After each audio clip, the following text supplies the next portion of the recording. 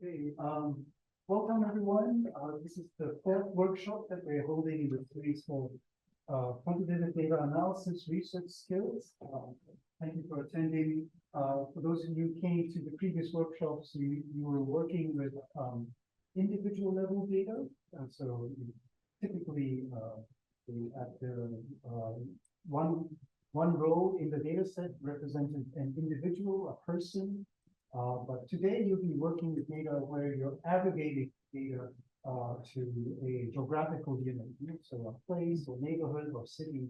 So it's trying to get you to work with aggregate level data, not individual level data, and developing some of your skills in doing that using Excel. Yes, all Google Sheets. Yes. Yeah. All Google Sheets. Yes. So I'll give you the capable hands of Dean. Okay. And, you see hopefully at one of our next workshops next year, so we'll be putting on another 6 workshops also on quantitative data analysis. Okay. Okay, fine. Thanks, Ronnie. All right, I'm gonna get right ahead and start. If you were with me for the for the first couple of sessions, you know the drill. We're gonna follow through the modules that has been developed on UK data services, and then we do that. And today, what we're gonna do is actually the very last one, which is I want to say a pretty straightforward one compared to the previous ones, because we have to get access to data, but we still have to get data for this one, but it's much more direct than compared with what we had before. Pretty much, what I did just now was click and then it downloaded itself right away. No registration, no access, or no login to any profile, and then that's it. And then so we can just, out of curiosity, I'm interested. I don't know if you are. I'm just interested to look at what the data looks like. Okay, it doesn't look like it's a very complex data set. Pretty much I want to say it's a relatively small data set. A lot of them can be used to calculate by hand probably. But anyways, this is looking at population database from South Africa, different regions in South Africa, Northern Cape, etc. We'll come back and look at it by year. Also, this is going to be aggregated in a way that it is, going, it's a time series, but also cross-sectional in a way that it reflects different regions in the same country in South Africa. So, okay. All right, we'll come back. This is about the export data that they have, statistics they have. Okay, we'll come back to that. But before that, I guess, we do we'll just walk through the roadmap bit by bit, so you know where I'm coming from. Given the fact that we don't have a lot going on for this module, so we'll just, be a little bit more thorough on the many topics that are involved in this aggregator. So really that we have a good understanding of what's going on, because going on to the workshops in next semester, we'll be doing a little bit more, I want to say, abstract stuff. This is, what we had done, even though in the past 3 weeks, it seems that, we had challenges accessing the data or, and also applying the statistical software and click and point and click, and then do the, some of the commonly adapted data analysis strategies. Still, I think it's very obviously to what we wanted to attempt or whatever our research purpose is. But this one also is even more straightforward, given the fact that the application that we use, Excel or Google Sheets, are pretty much like everything subjects that we work on. Okay, all right. So that being said, I'm going to start from I guess I don't have to talk about what are aggregate data that much. I'm sure you understand it a little bit at least. But if not, I guess you can work with me together, and then we can check this out. Okay, so really aggregate data are what we talked about, like Tarani introduced, like we were looking at individual level data in a way that this is what we'll call like a data being combined or aggregated from several measurements. And then when data are aggregated, we are not just talking about individual level observations anymore. We talk about it still, but it's going to be groups of individual observations that are going to be replaced with summary statistic based on those observations. So that's kind of like number one.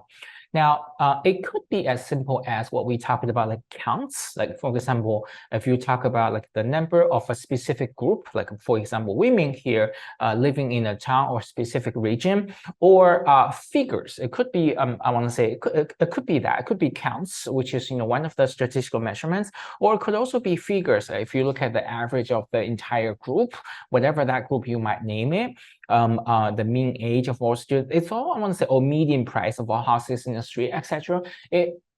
It all makes clear sense, but what's even more critical in a context or in a circumstance is that you have to make sense of your data interpretation. That's that's what will make a big difference eventually. Okay, because you can talk about mean, you can talk about median, you can talk about like your range, you can talk about all sorts of summary statistics all day long. But at the end of the day, you have to be able to tell a I guess interpret. You have to interpret it, so there has to be a proper interpretation with it. So some examples of this aggregate data, as it says here, include, let's say, for example, like average life expectancy in different regions and countries. This is, I want to say, locally, I want to say this is a topic that has been I want to say getting studied more, if not already a lot, okay? Because we talk about birth rate, we talk about death rate in Hong Kong a lot more often, at least since I moved here last summer. I think people have been picking up on the topics a lot. So yeah, and then I think that one of the most recent government policies to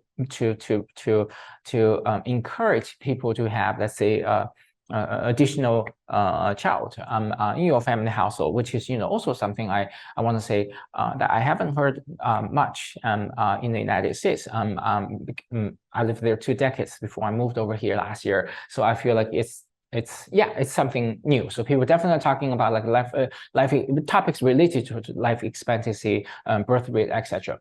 Employment rates among different ethnic groups. This is still so much relevant, so much more important these days. And then when you think about employment rate, you have to be looking at, I want to say, not just like individual level data for a year. You have to look at time series, but also cross-sectional different ethnic groups. This is much more to be. I mean, it's always important. Every administration in the past couple of decades in the United States talk about employment rate. Like everybody, competes with all the presidents, at least among their policies, they will be talking about, my employment rate got improved, or blah blah blah. That's kind of like a publicity effort, importantly. So that's also, I want to say, importantly, a subject in aggregate data. This is just to familiarize you with, what is going on with aggregate data. When we talk about aggregate data, what are they about? The amount of trade in electronic goods between one country and another. But this is, I want to say, just business in general, like macroeconomics in general. You're talking about international export, imports, etc. Now, the fourth one, which is a environmental topic, I want to say that is, I want to say, new to me. I mean, this is environmental economics essentially, which is, I'm not a subject expert at all, but I think people are paying attention to that. What's that called? Equity, sustainability, and ESG governance. Yeah, that's something kind of like an ESG thing that has been coming up, I want to say this year or last year, something like that. Yeah, ESG. Yeah, that's not necessarily new to me. I certainly have heard about it, but for what I do, I mean, I have a lot going on, so I don't really I try to research another subject if I don't have to. So, but I heard about it. I mean, this carbon emission to emission thing per industry sector. That's also interestingly, you can look at it. Okay. All right, so that being said, aggregate data are often being presented as time series data sets, which is, the nature of aggregate data. You have counts. I mean, summary statistics basically include counts too for a given group. Multiple time points, multiple years, and these data can be used to explore change over time. And then they can also be measured at a single point in time if you need to. Again, that has to do with your, I guess your research. So that's it. So that's kind of like aggregate data in general. I'm sure you know about it, but I just want to make sure that we somehow review it together. Okay.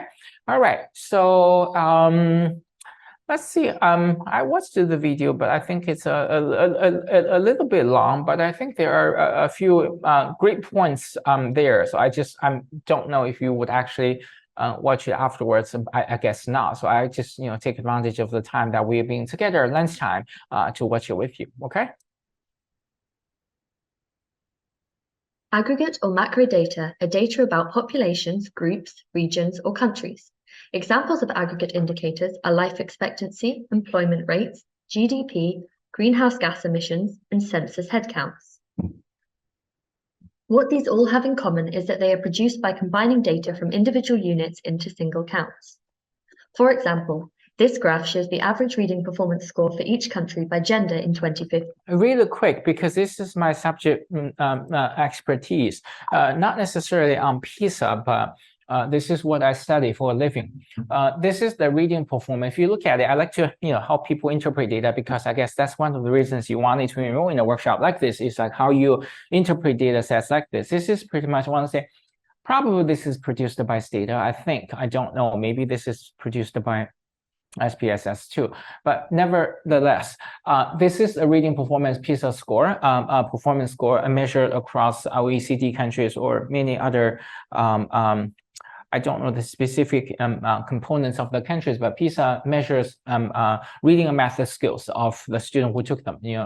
But I really don't think that actually tell a whole lot of stories, because it's not academic achievements. Academic achievements measured by PISA wouldn't be enough. It's far from being enough, particularly in the context of Asia, like mainland China or Hong Kong. If you do well in PISA, it doesn't mean anything, okay? And I mean, it means something. It means a great deal, but it's still. But this is kind of like, the PISA score reading performance. You could see that it's, Hong Kong, China is actually far to the right, meaning that, it's doing really well, okay? It's doing fantastic, actually. Finland, this is also a subject that I always want to dive into, but I haven't dived into that much. I read something about it, like Finland's education system. Singapore obviously is fantastic too, comparing like girls and boys. So the reading score, look at this. The reading score is, if you were to run a research project explaining the discrepancy between girls and boys in terms of their reading performance, this is a great thing to do. It also has a lot to do with sociology, if you want to argue about it, particularly when it comes to gender. And then these are the list of the countries. But this data set is what we call aggregate data, because you'll be looking at multiple countries across different subjects, and then with different ethnic groups. And then you're looking at, this is a year in 2015, but you could be diving into multiple years. So this is kind of, want to say, a great demonstration of, a research analysis of aggregate data. Okay. Yeah. Boys ranked by the girls mixed score by the boys. And I think like the what? I think like does it rank by girls mixed scores or by boys mixed? It doesn't rank. It's just a reported mean score. It's a reported score of the reported mean score in the particular context, meaning country, Finland, Singapore, and then the average performance, reading performance score, the mean score for boys or girls in that particular year in 2015, in the particular country. Yeah. Well, not necessarily ranking, but it is also ranking in a way that you know, this is your data presentation. If you were to talk about ranking, I mean, you did not really rank the countries, I want to say, in a way, but this is based on their reading performance. So you could see that there's a there's an upward sloping curve. If you were to talk about that statistically, like, you know, countries in the lower end of the x-axis are those countries, and then towards the right are also going to be a few representative countries. You probably would notice like OECD countries. You know, you could look up, you know, what OECD country mean. That's kind of like a group of countries that average is right about here. So definitely you can, one major takeaway is that you can talk about the above average, which is the OECD average performance versus the below average thing. So many countries over there, yeah, Luxembourg, Italy, Australia, Czech Republic, Iceland, Switzerland. So yeah, there are a lot of stories about Colombia. That surprises me actually, because I do Colombia, I do have quite a few pretty high bar, high achieving brainiac, that's how I call them, classmates. When I was at the doctoral program, they were pretty smart. They were upbeat. They were the top students at the Columbia from Columbia. So it actually surprises me that there is a this is a big gap of the PISA, but I guess it really doesn't say too much about the average performance. So that's it. That's so not necessarily a ranking, but also ranking. Yeah. May I conclude that after reading this, may I just conclude that girls, the reading performance of girls are generally higher than boys? In that particular year. Yeah, in that particular year. So yeah. I can conclude that from reading on the yeah, the reading performance for girls, the mean score of reading performance for girls in 2015 evaluated by PISA, girls on average have a higher performance than boys. That's the general trend, but the gap between boys and girls are going to be heterogeneous. So it's different. So there are a variety of differences. Some countries, the gaps could be larger compared with the others. But yeah, you could conclude by saying, generally speaking, on average, this is your observation. Yes. Excellent. Great. All right. I'm just hoping this would make sense. 15. The score is shown on the y-axis and the country on the x-axis. In order to show this, data from reading performance scores from individual girls and boys has been combined to produce average scores by gender for each country. Here, girls are represented by the circles and boys by diamonds. Aggregate data will usually come with a geographic element like a country or census ward. Sometimes the same data will be available at many levels. Census data, for example, will be calculated for small units such as output areas of about 150 persons, up through wards, local authorities, counties, and national level. This image shows the theoretical division of a residential area with the different number of units included in each. The number of units in the area varies from 17 up to 59, depending on the number of individuals living in the designated area. All aggregate level data about people are either counts or have been averaged, totaled, or otherwise derived from the individual level data found in surveys or census returns. For example, this table shows a screenshot of census aggregate data from the 2011 census. The column headings show the variables and the rows are different local authorities. The table shows that the total headcount of everyone in Carlisle in the 16 to 24 age group who define themselves as Muslim is 45. This is an aggregate count as it has been produced as a total from the individual census returns. Country or regional level aggregate data are often time series data, where the measurements are taken at regular intervals and ordered by time. Time series data have periodicity, the frequency at which they are recorded. This could be every year, quarter, or monthly, for instance. Time series data are often presented as tables with time running across the horizontal axis. For example, this table from the World Bank World Development Indicators shows immunization rates reported as annual time series data for countries around the world. Each row represents a country and each column a different time point, from 1990 up to 2000. Next, we will look at how aggregate data are produced. Aggregate data are either simple counts, such as counting ballot papers in an election, or are derived from micro-level survey datasets by applying statistical methods such as summing or averaging. Additional calculations such as weighting or estimations of sampling errors are applied to these counts or averages. These procedures are designed to provide reliable inferences about an entire population based on data collected from the set of samples surveyed. Sometimes at smaller geographical levels where data might disclose the location of an individual, statistical disclosure control methods are employed. These can include swapping records, altering small numbers, or redacting data entirely. These methods are especially employed with census data, where the privacy of the individual is guaranteed in law. Now we'll look at an example of aggregate data. Unemployment is one of the most closely watched measures of a nation's economy, but how is it calculated?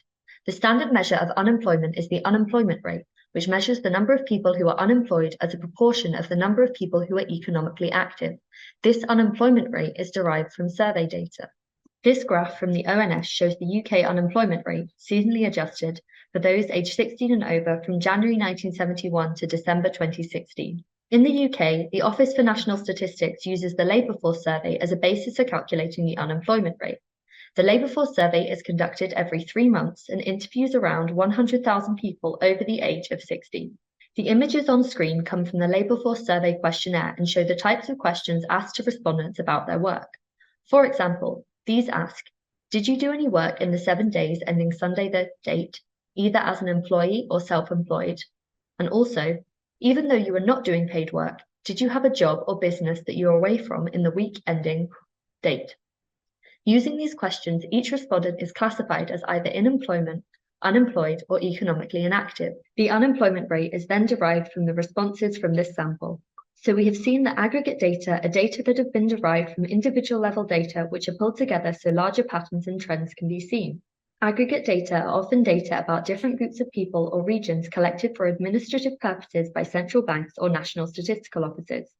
Local and central government departments use aggregate data to identify how and where they should be using public resources. They use the information to check how different groups in the community are affected by existing policies and to inform their future policy changes.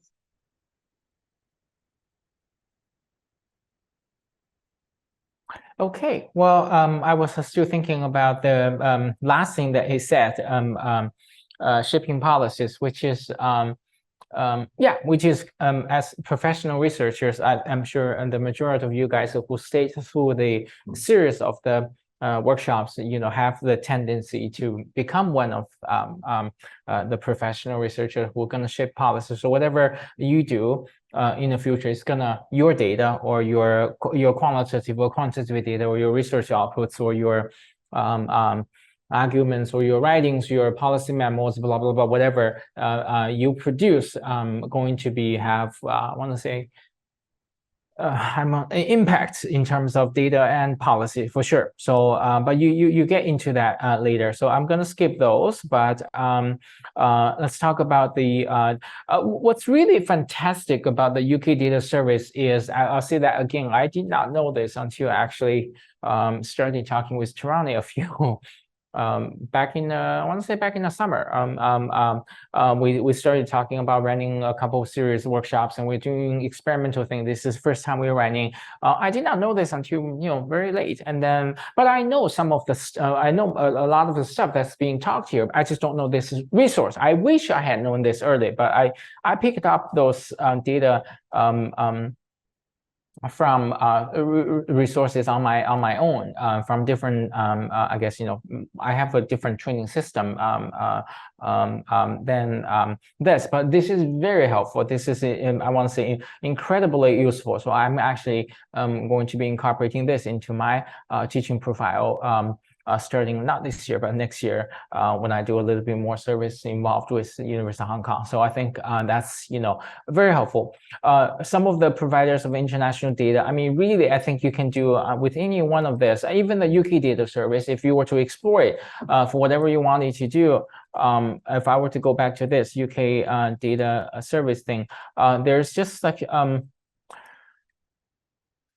if you look into the find data thing, but you have to spend time. I mean, as a professional researcher, you're going to find a lot more than you actually need. And then the SCPSR, which is also a huge portal in the United States.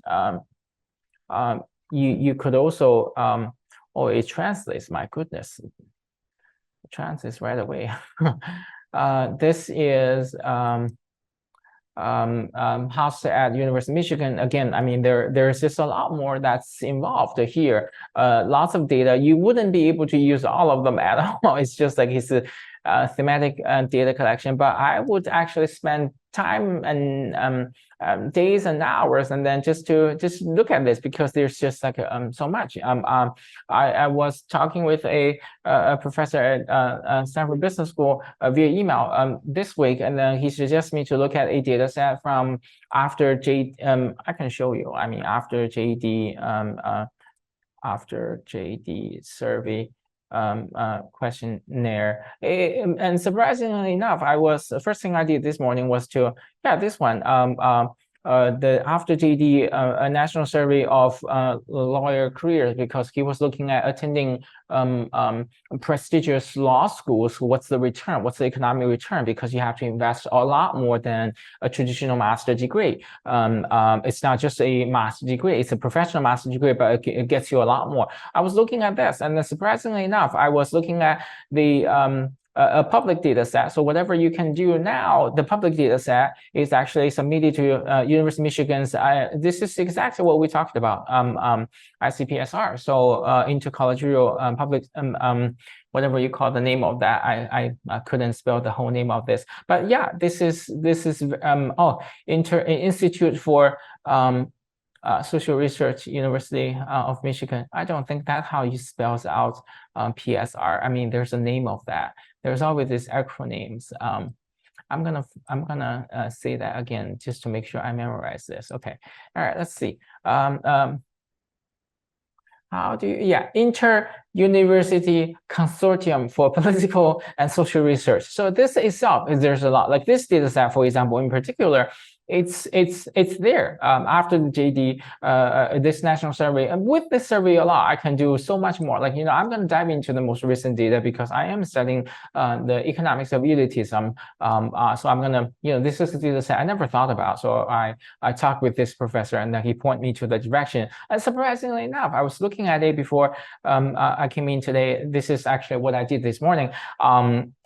Before I teach, look at here. It's right here. It's a series. It's a JD series. This is, again, aggregate data. If you talk about it, this is from different years and then across different lines. Blah blah blah. You can dive into a lot. So going back to what we were saying here, providers of international data, you can explore so much. So I would, if you don't have time to follow through the data skill modules, at least take the, I want to say, take whatever you can take from here. But this is, the names in general are too huge. Like, World Bank, OECD, Organization for Economic Cooperation and Development. I mean, certain countries are within this and under this umbrella. This is too huge, but I don't know how much you can get out of that. But but specifically, you could utilize their platform and be I guess, find that niche that's critical. So let's see what they have to say about the aggregate data. International governmental organizations like the World Bank and International Monetary Fund are major producers of aggregate data. With their global reach and representation in many countries, they are well placed to collect and aggregate social and economic data.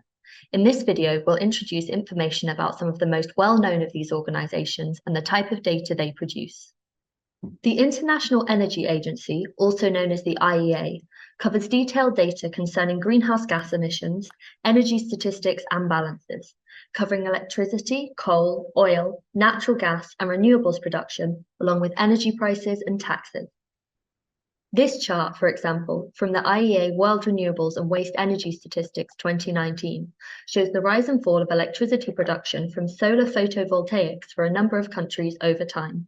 The World Bank World Development Indicators is another good database to start with, as they collect time series data on all aspects of human development worldwide, covering a wide range of topics such as economic policy, health, education, poverty, trade, social protection, and labour.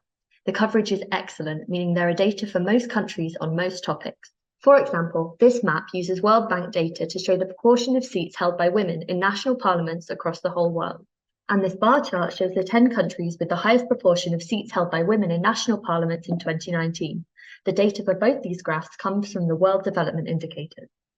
The OECD, Organization for Economic Cooperation and Development, is an organization dedicated to economic development. It currently has 35 member countries, shown on the map here, which include many of the world's most developed countries, but also emerging countries like Mexico, Chile, and Turkey.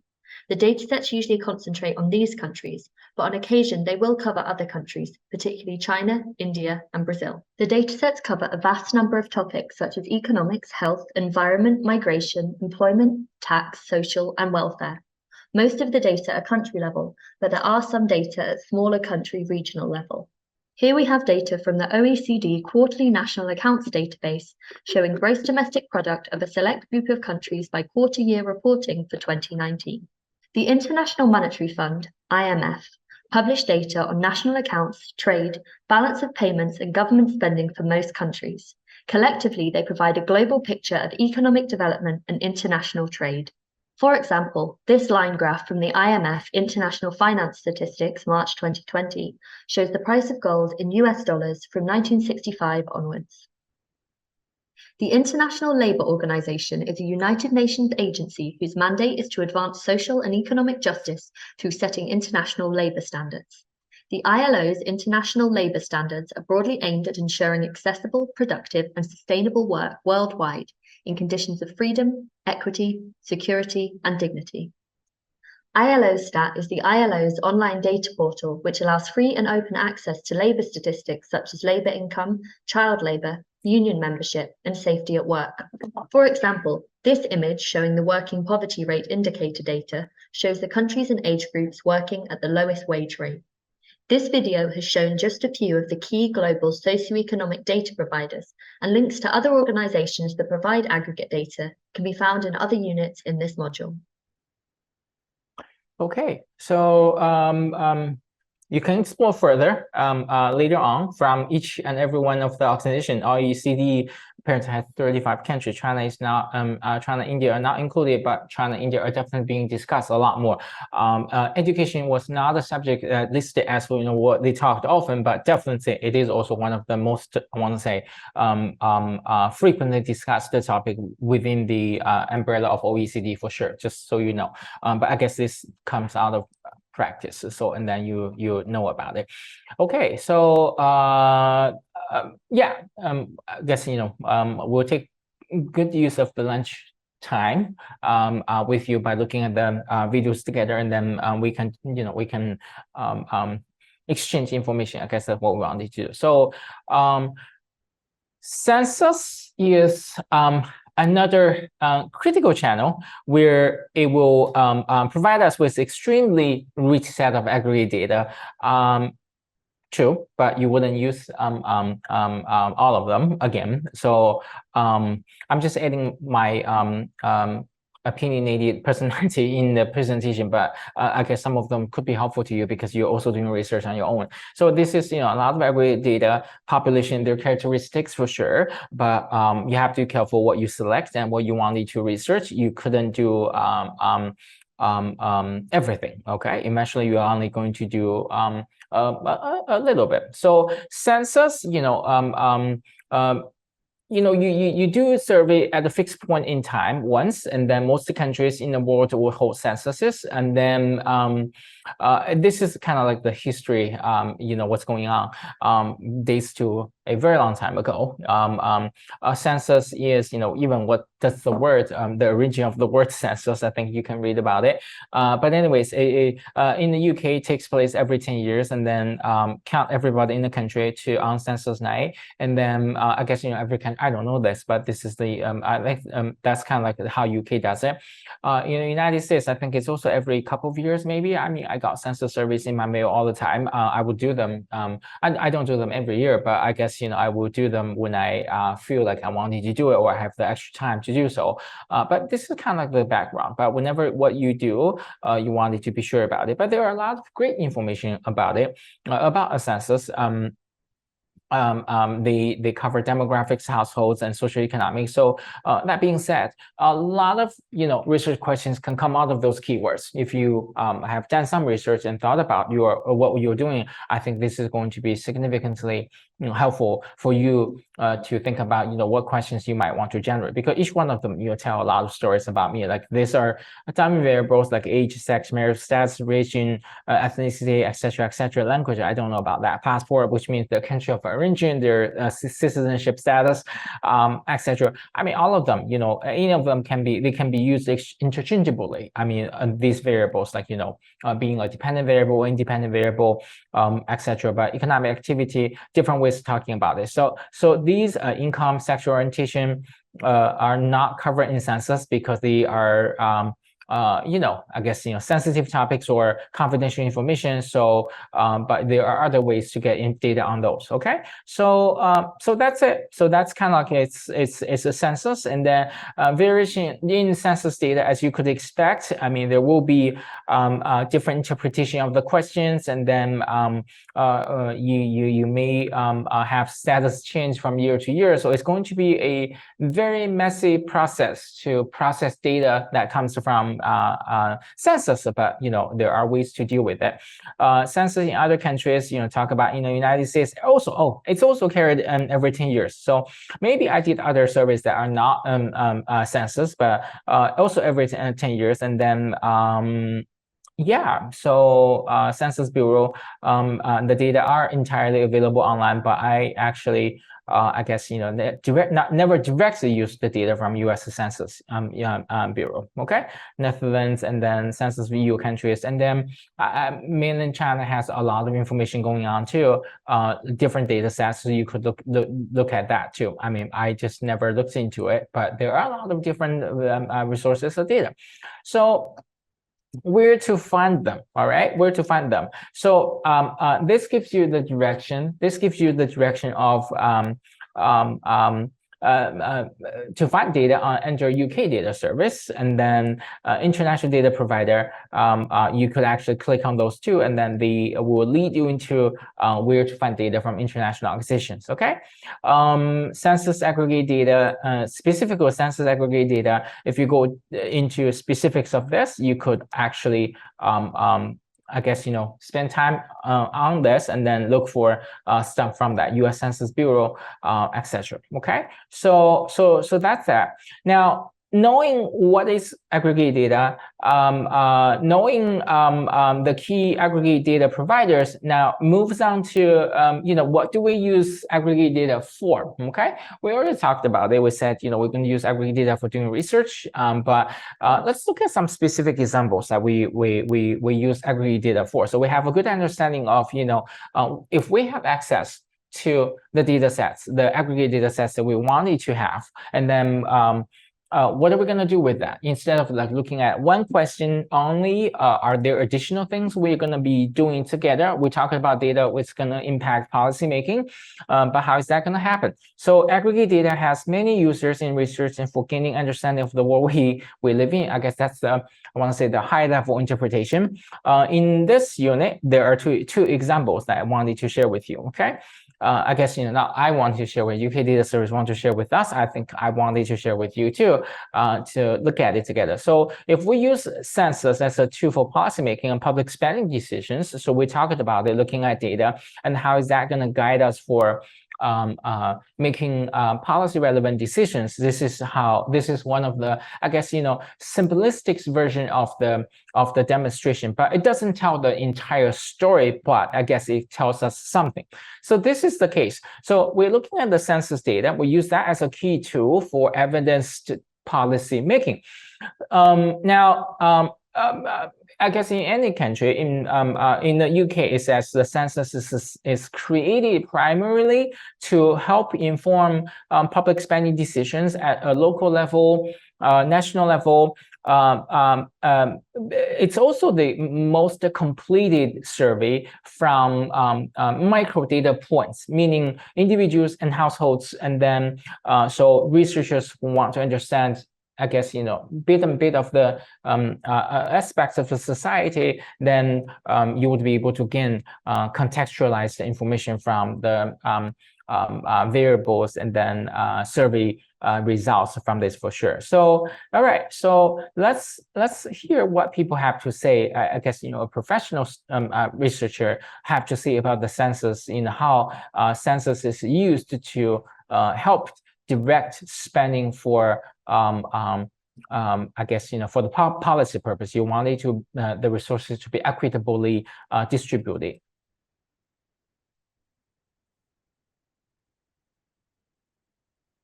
In the UK, censuses are held every 10 years, and they're as close as you'll get to a count of the entire population and with the characteristics and conditions of the entire UK population. And they are held really to provide a snapshot of a single point in time. So they gather information at a particular day, and they're used to inform government spending. So all of the money that the government spends on education, housing, health, etc. Fundamentally, the backbone of the evidence that they use for that comes from the censuses. The census is important really because it's the fundamental evidence base for government spending.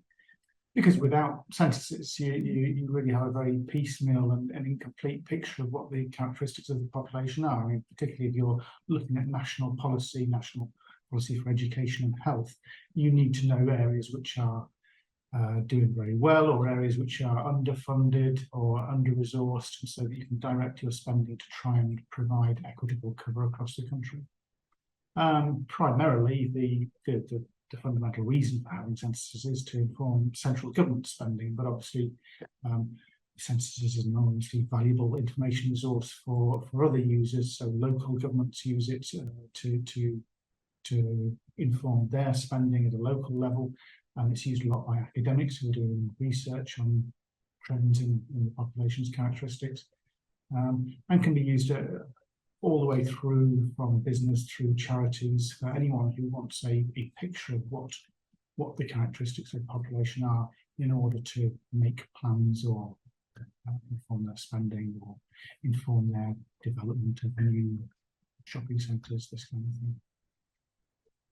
Can't really hear what he is conducted. I can't really hear what he was saying anyways, so I guess I'm going to stop there. That's one of the cases. Second case, if this is still same situation, it's actually not. So I guess we can look at this. This is kind of like a business case in a way that it's for research. So this is using data sets from Lancet Countdown Report 2017, and then this is about the what is the data set about, and then 120 I guess research experts from the world who want to tackle how climate change is affecting people's health. Okay, so it's essentially that's the question, and then how do we respond to climate change as politically speaking, there is this Paris Agreement thing. Impact. How does this impact climate change and also people's health, essentially? Because at the bottom line, that's what we're caring. So this Lancet report under this UN climate change negotiations conversation. The goal is to raise awareness of the connection between climate change and also health. Not sure if it is, because I do causal analysis, so I'm pretty sure that causal change, there is going to be causal relation, but it depends on what identification strategy you will have to make sense of this.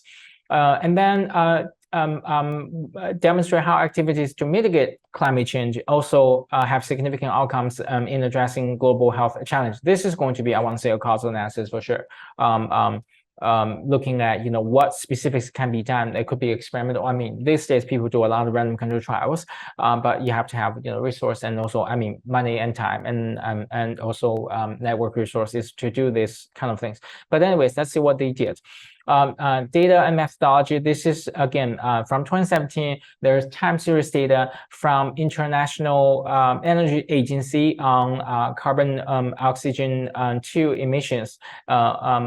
These organizations supply data from the World Bank to access response to climate change with a view to ensure the highest attainable standards of health and population worldwide. So we're trying to look at essentially 2 variables. So we're trying to look at measures on climate change and also measures on health. Okay, but we have to, I guess, find a way to retrieve these data points from specific data points from the service or from the data warehouse. Okay, so the International Energy Agency (IEA) I have market reports and forecasts on energy use and emissions from both OECD member countries, 35 of them, and also non-OECD country members. So yeah.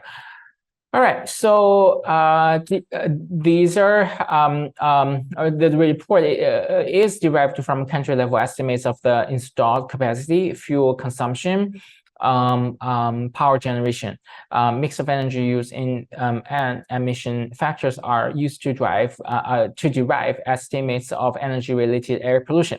So a couple of findings just to, I guess, just to help us think about, what we can do from now. One, we don't really know the specific data entries or data sets from this report as of yet. But looking at the case, the takeaway we should get from this is like, what have people have done with data that has already been explored in the past. So this, commission or report, like, make a connection between data and also these are I want to say the findings. Let's see what they are. At least have a generalized framework about it. So they eventually use the data to make policy recommendation, which is expected. But specifically how they did this, where their data points how their data points suggest would be a question to discover further. But anyways, so they were able to recommend more investment in climate change and public health research.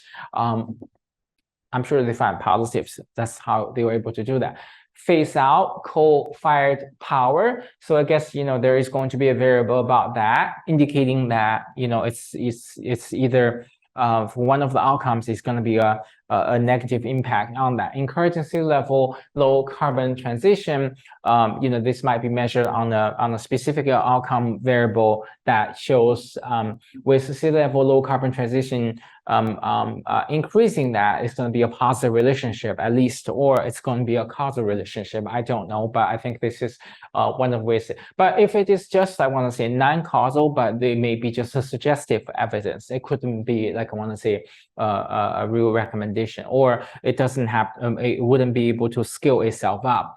Establishing a framework for a carbon pricing mechanism, I think there's also likely a positive connection there, a positive signal there. Expanding access to renewable energy, I guess, positive energy and positive signal there too.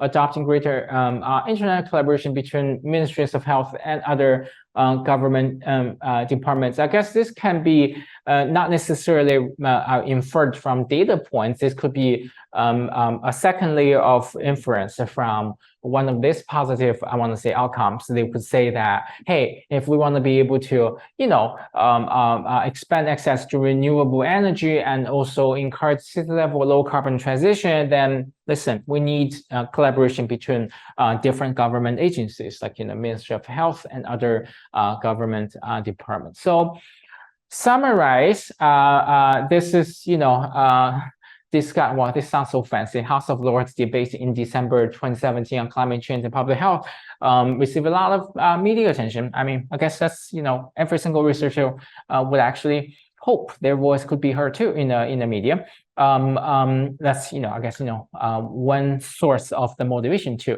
1,127 media stories, including New York Times. Well, everyone talks about New York Times, Financial Times, Guardian, Independent, Telegraph, etc. So basically, these are the findings, recommendations. So so this is kind of like, I want to say we fast forwarded everything, like with the data sets. What are we going to do with the aggregate data? So the impact is going to be huge. huge in a way. So we want you to be able to see that. So you can take a look at the full report when you want to, but not necessarily you have to do it.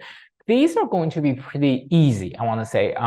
And by the way, I don't think I'm going to be using the entire 2 hour today, because it's going to be a quick, I want to say it's going to be a quick session. So I'm going to probably use another 15 or 20 minutes or so to get and finish up everything, okay? Because the data is going to be pretty straightforward, and then you don't need me to tell you what is a descriptive statistics is or the typical values. It's just like I'm going to run through this, okay?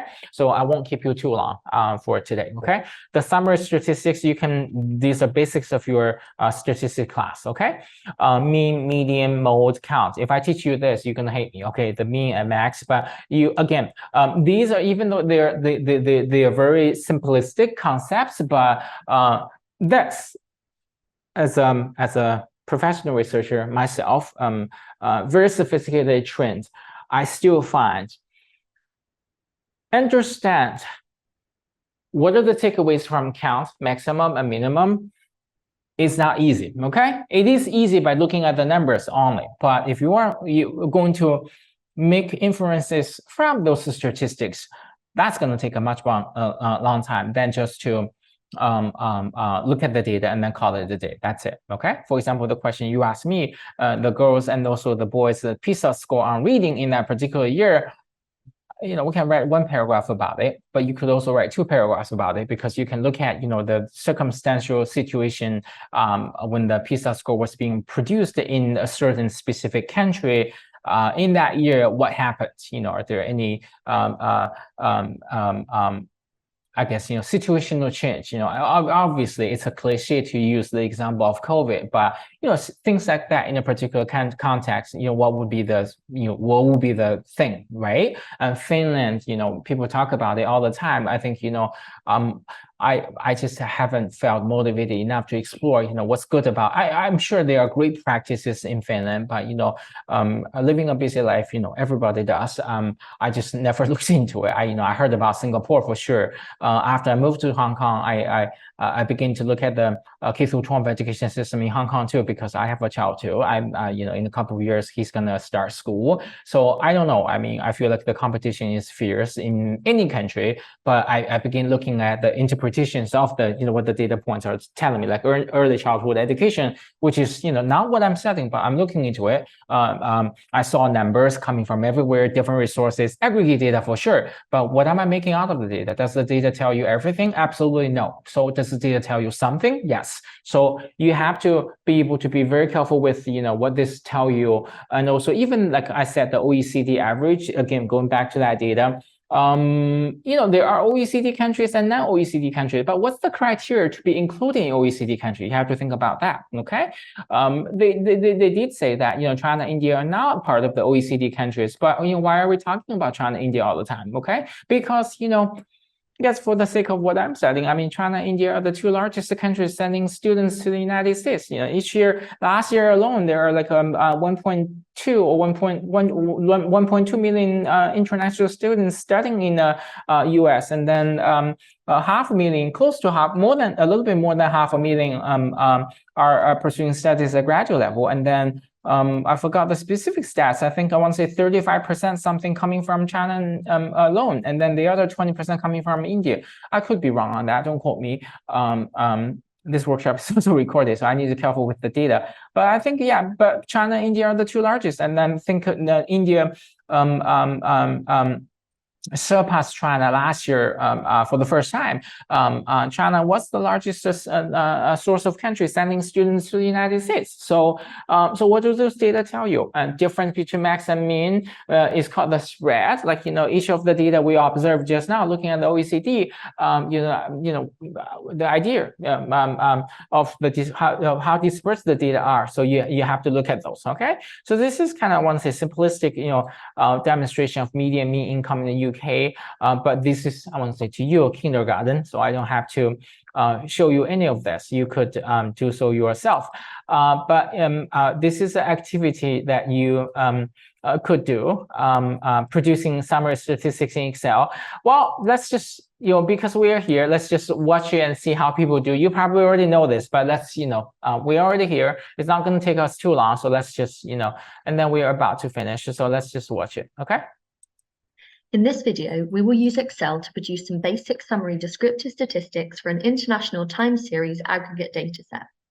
First, open the workbook by double-clicking on the subnational population data file.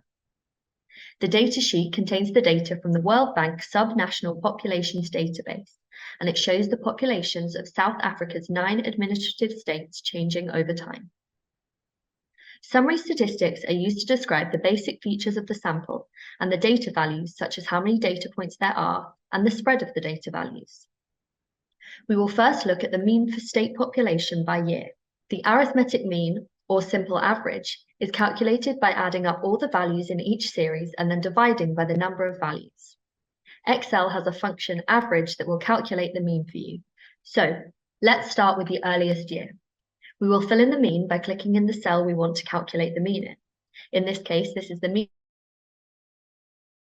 2000. In this cell, start typing equals average, and Excel's autocomplete feature should bring up the function. Double-click on average and then use the left mouse button to select the population totals for the year 2000 for all the different geographical areas. This should be cells B4 to B12. Press the Enter key to complete the formula, and the mean value should appear in the destination cell. To apply the formula to all columns, click on the Fill handle in the bottom right of the cell and click and drag across the row to copy the formula for all the different years right up to 2015. Excel should know what you mean, but if you want to double check, click any of the mean cells for the other years and it will show you which cells have been used for the calculation. We will now find the median population value for each state. The median is the middle value in a set of data when the data are arranged in an ascending order. Once again, Excel already has a function to work out the median value of a data series. To use this, select the median destination cell for the year 2000, that's cell B15, and type equals median, and again select the function. And as before, select all the different geographical areas for the year 2000 and press Enter. Once again, we're going to use the Fill handle to drag across the row to copy the formula.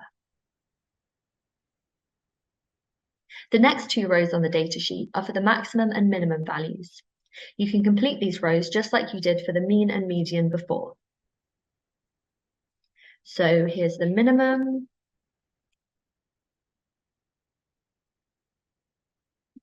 And then the maximum. The next row is the spread row. To calculate this, we're going to minus the maximum from the minimum. To do this for the year 2000, click in the spread destination cell, B18, and type equals, then click on the maximum cell, B17, type minus, and then the minimum cell, B16. Press the Enter key, and once again use the Fill handle to copy this formula across the whole row. The final row is count. Count simply tells you the number of data points in each series. You can fill in the count rate by using the process carried out in the previous activities, but this time using the count function. So type equals count, select the geographic areas for the year 2000, press Enter, and then drag to copy the formula across. The count for all the series should be the same. In this case, this is 9.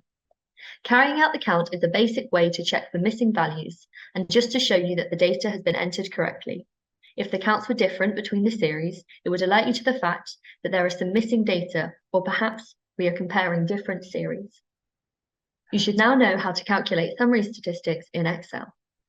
So that's it. I mean, the beauty of Excel, I mean, it's that straightforward. I mean, this will get you jobs. I mean, for sure. I mean, just knowing the, but of course, there are a lot more in, I want to say Excel for sure, but you wanted to be mindful of how you do that, drag and then do the formulas. But yeah, I guess SPSS does this too for large volume data. Okay, so all right, so why it is important to map out census data? So so a couple questions to consider. Why it's useful to map census data, explore good practices, principles for mapping data.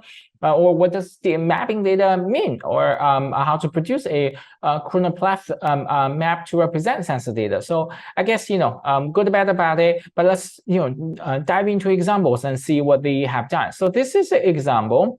This is a chronopleth map looks like. So what do you mean by chronopleth map? I actually, learned it too the first time. So this is, what we have here is what we call the percentage of people in the UK who reported bad or very bad health based on Census 2011 data.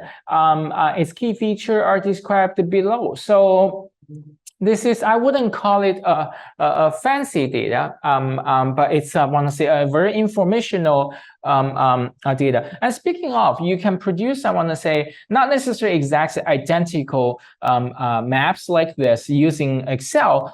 You could do that too. I guess, but there's another statistical software called Tableau these days. You could use that to produce a sophisticated and also very, I guess I call that artistic, but you may disagree with me, okay? It's called Tableau. I'm sure you probably know this or heard about it. Yeah, so this is, people put this, but this is, you have to pay for that. It's part of Salesforce, but this is also help you explore data, deliver insights, and take action with Tableau. Well, wow, there's Tableau AI now. So last time I checked, I actually don't see a AI feature, but now there is. So I'm not sure if Hong Kong U has access subscription to this for free.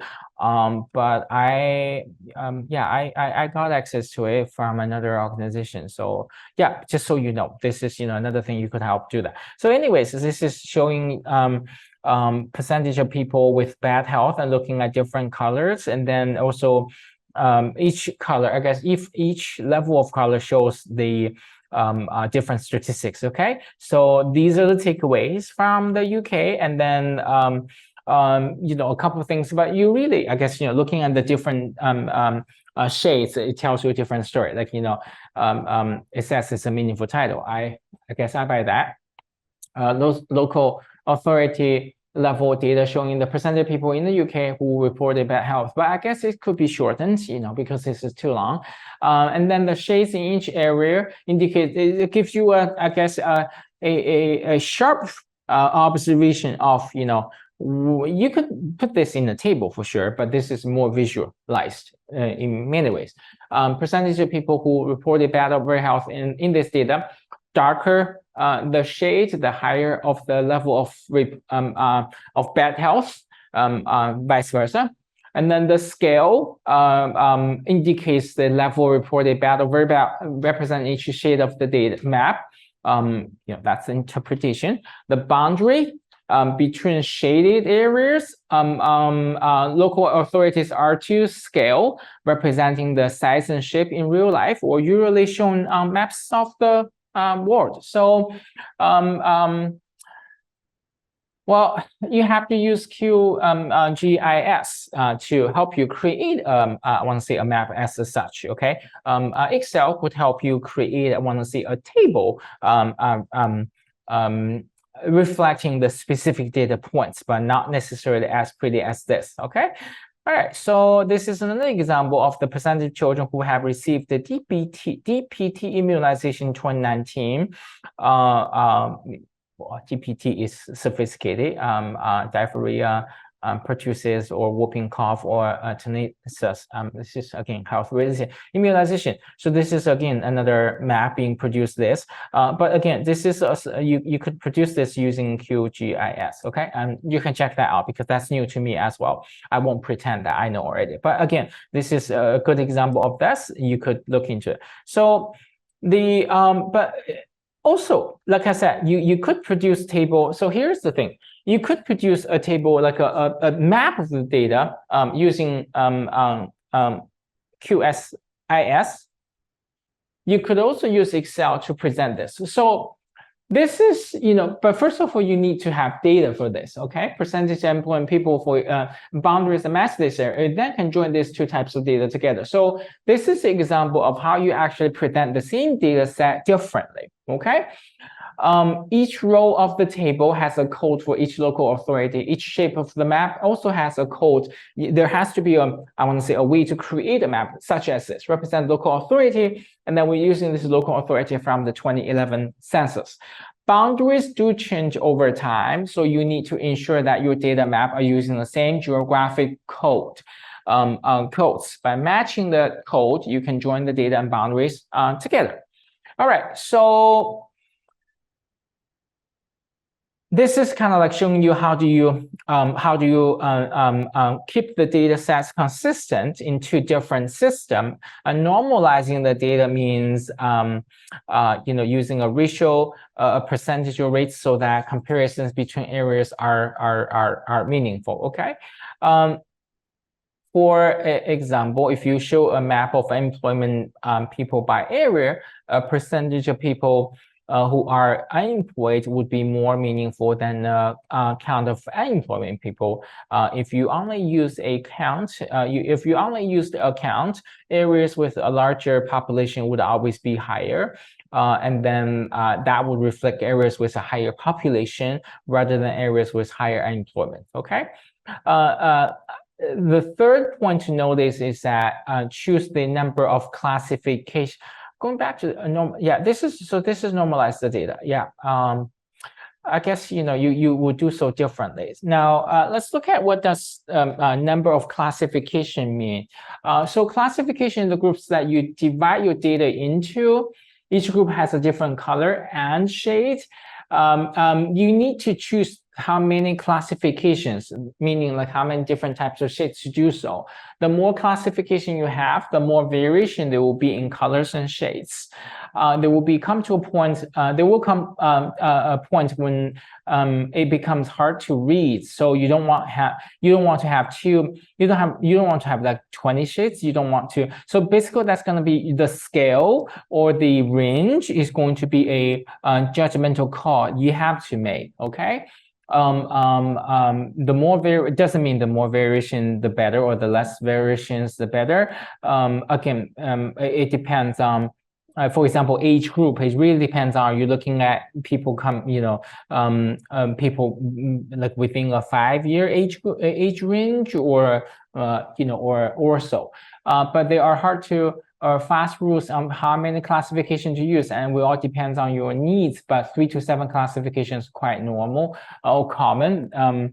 This is example using 5 classifications. So this is kind of like a point where you wanted to be careful with that. Choosing a classification method, I guess there are a variety of ways doing that. Yeah, so you can have 4 of them. You can have 5 of them. You can have however many you wanted to. But like they said, normal range is between 3 and 7. No definite rules on which method to use. You can choose the one that best illustrates the story you're trying to tell. Okay. Yeah, quantile is quantile. There's quantile regression. You wanted to think about that. Classifies data into certain number of categories with an equal number of units in each category. That's I guess what quantile tells you. All right, so creating a Choropleth map using QSIS. So this gives you the resources to do this. You wanted to have Excel first, and then you wanted also to use this open access free geographical information system, okay, to check that out. And then, but basically, I want to say, it's not time consuming, but I guess you can do that. Okay, this is creating a map in this. Okay. All right, so this is the last one. Let's take a look at the video, and then we will call it a day, most likely. Okay. Oh, but this is going to be a pretty long one, so I'm not sure if you want to stay through this. But I would encourage you to stay through this. It will be quick. If not, I'm gonna have you fill out a survey for me really quick before you go. If you want to stay through and watch the video, you're more than welcome to, but you don't have to, okay? I would want you to do that. HKU email, I'm gonna have you HKU Moodle. No, not HKU Moodle. HKU, what is that? HKU portal. Okay.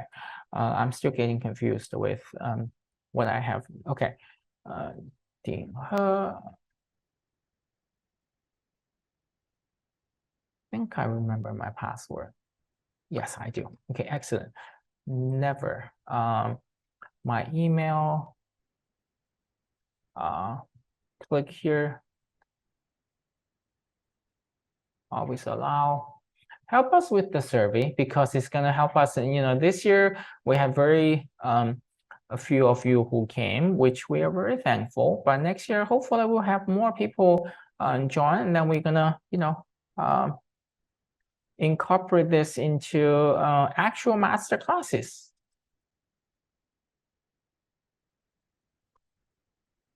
All right, so I'm gonna never.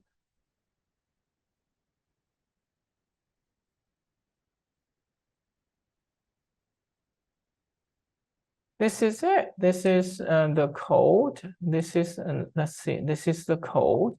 I'm gonna put it, why it's not showing? Oh, it is, okay.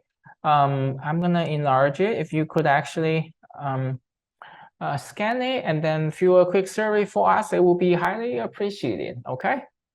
Or if you don't want to, then you don't need to, all right? Okay, so I'm gonna close this out. Everyone has scanned? Okay, cool. All right, and then I'm gonna start the video, and then that's it. We'll stay in touch via email, okay? Census data requires 3 ingredients.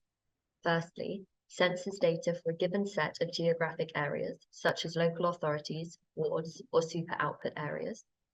Secondly, boundary data for the same set of areas.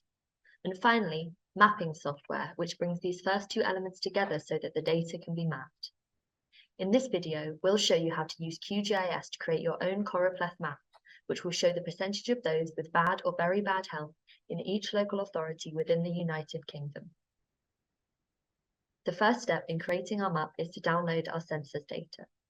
To do this, we need to go to infuse.ukdataservice.ac.uk and then click on the 2011 Census Data button. You will then be prompted to select a preferred route to your data. This is because not all census data are available at all geographical levels, and so you're given the choice to pick geography or topics first. Click on geography to search by geography first. This will take you to the geography page.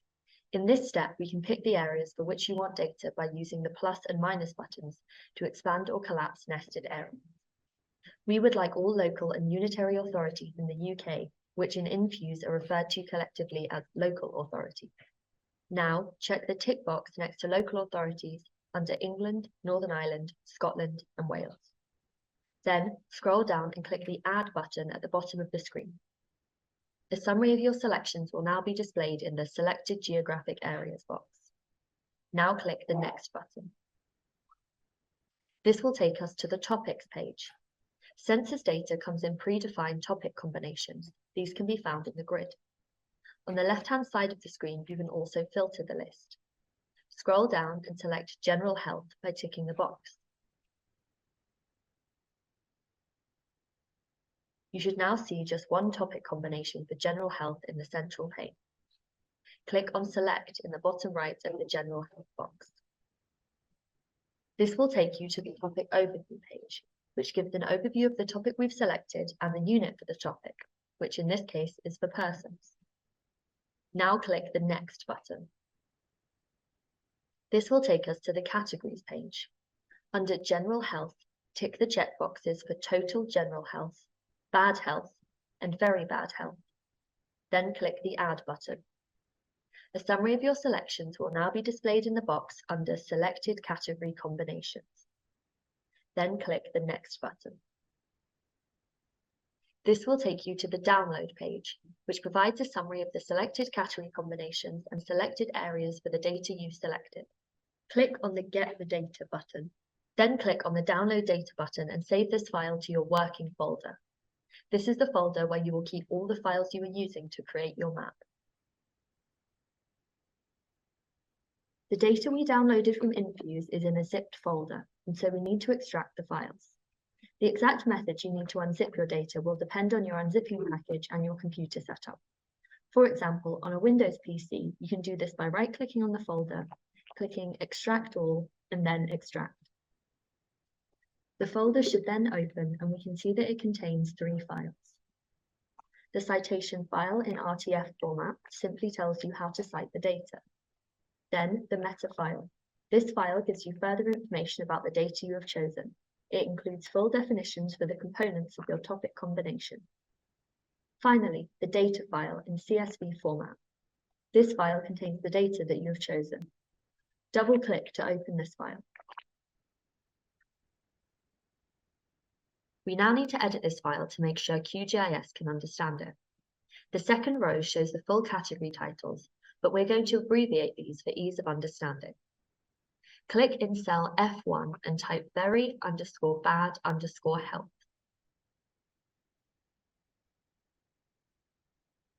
Then click in cell G1 and type general_health_total.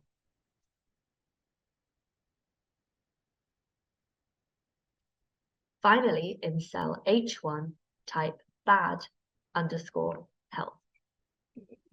Now delete row 2. The geocode column, the second column along, contains a geographic identifier code that uniquely identifies the census geography instance which the statistic in each record is associated with. Some of these codes are longer than others, so we need to trim them to get rid of the trailing spaces so QGIS can read them.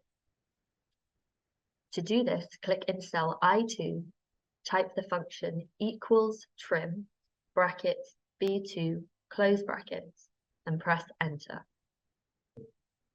Then click in cell I2 and use the box in the bottom right of the cell to drag down until you reach row 405, and then let go to copy the formula to those cells.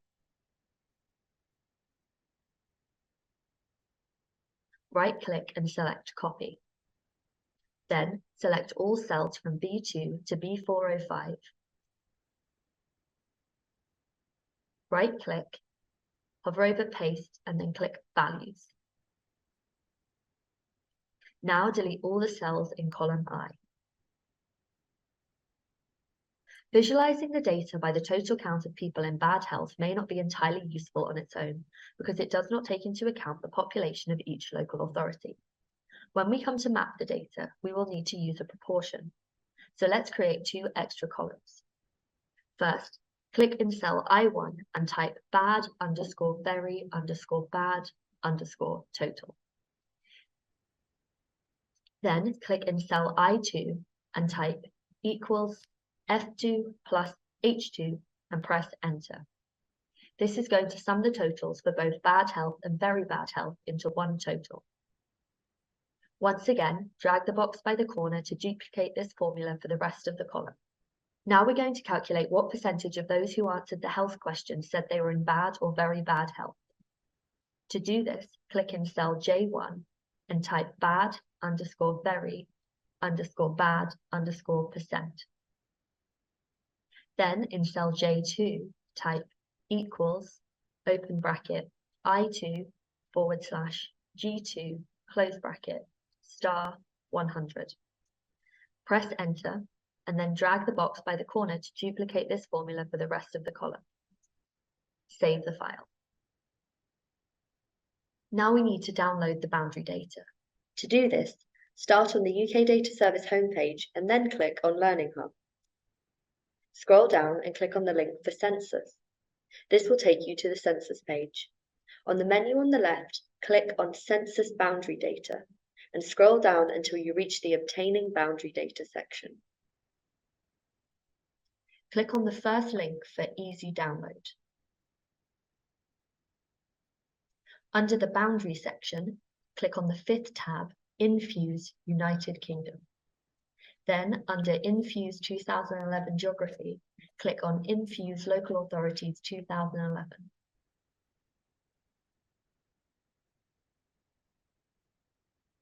Then under 2011 Local Authorities Clipped, click on Download Features in Shapefile format and zip file.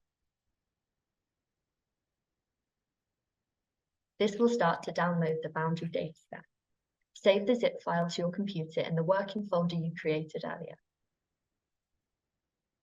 It will be named by default as infuse_dist_lyr_2011_clipped. Navigate to the zip file and right-click and select Extract to unzip all the files. We now need to match our data in QGIS. To do this, open QGIS Desktop. The instructions in this video are based on version 3.16.4.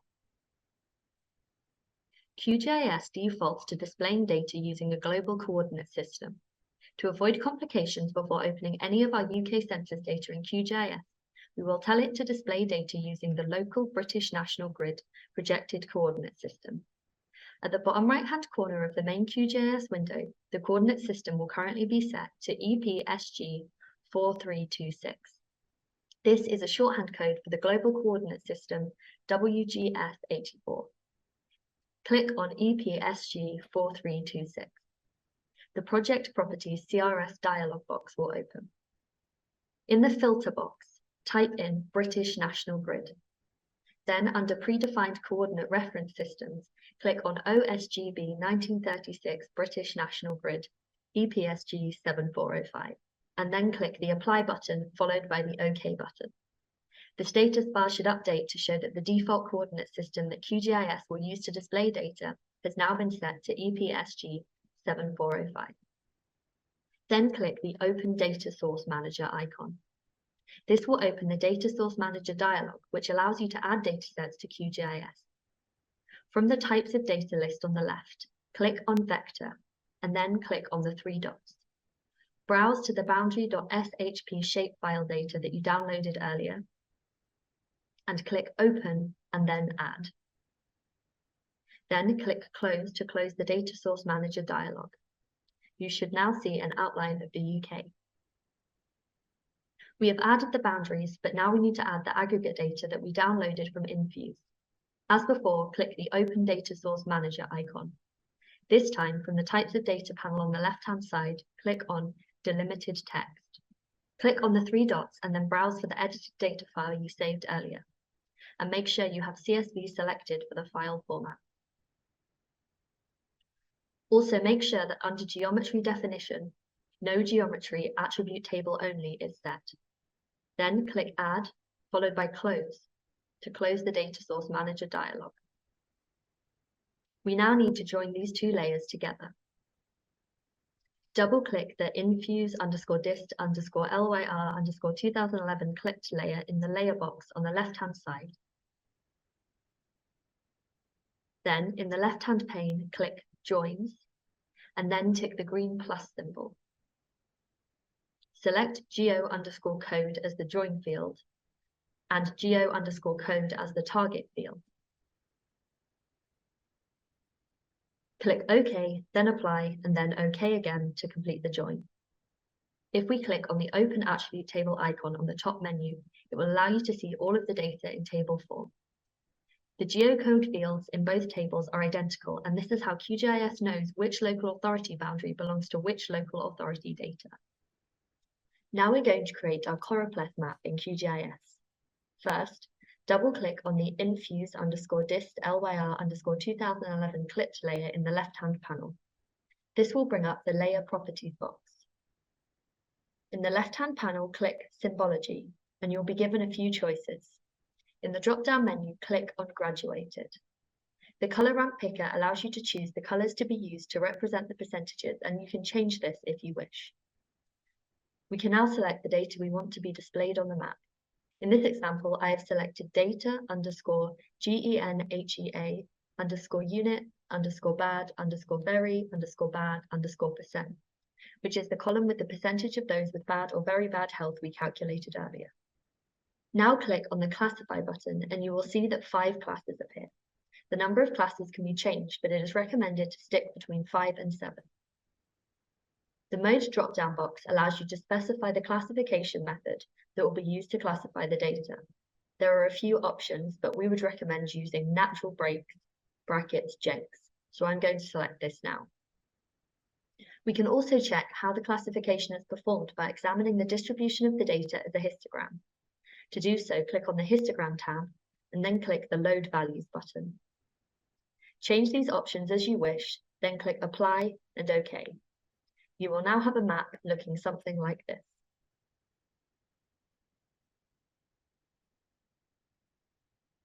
Once you have created your map, there are a few things you can do to edit it. Some basic things would be to create a map to be printed, change the size, and add a label and legend. To format your map for printing, go to Project, New Print Layout, and then insert a title. For this example, I'm going to use the title, Percentage of Those with Bad Health. So I'm going to type this in and then click the OK button. This will open the Print Layout window. You might want to change the size of your page so it better fits your map. To do this, right-click on the map canvas and choose Page Properties from the drop-down menu. Now go to the menu on the right, and under Item Properties, we can see that the page is A4 size. This makes sense for our map, but I'm also going to change the orientation to Portrait using the drop-down menu.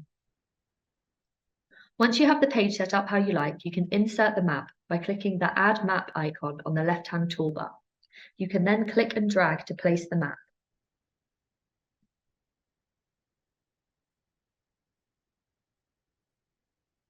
You may want to adjust the size. You can do this by clicking the arrows around the map, but this does still leave a lot of white space. In this case, you can use the Item Properties tab on the right of the screen to change the scale. To do this, go to Main Properties and type your preferred size in the scale box. For this example, I'm going to set the scale to 5 million. You may also want to add some text to explain your map. To add a text label, for example for a title, you can click the Add Label button, once again on the left-hand toolbar, and then drag the new label item across the map with your mouse. You can then edit the text in the right-hand label menu. Type your text in the box under where it says Main Properties. You can also adjust the size and font. To do this, click on Font under the Appearance heading. This will open the text format box. Here you can change the font style and size, as well as apply effects. I'm going to adjust the size of my title so it's bigger and easier to see. Don't forget to also add a label with the citation information, which you can find on the UK Data Service website. I've already copied this and I'm going to add it in another text box now.